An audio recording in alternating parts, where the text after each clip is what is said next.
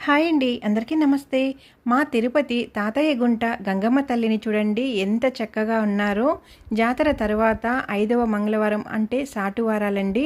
5 వారాల పాటు జాతరలాగానే చేస్తూ ఉంటారు. ఈ రోజైతే 5వ సాటు మంగళవారం అండి.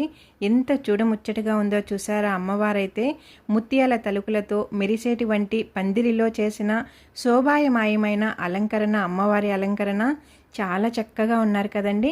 చూస్తుంటే అలాగే చూస్తూ ఉండాలనిపిస్తుంది. కోరిన వరాలను ఇచ్చే తల్లి మా గంగమ్మ తల్లి. మీరు కూడా వచ్చి అమ్మవారిని దర్శించుకొని మీ కోరికలు ఏమైనా ఉంటే అమ్మతో చెప్పుకోండి. అమ్మ వెంటనే నెరవేరుస్తారు.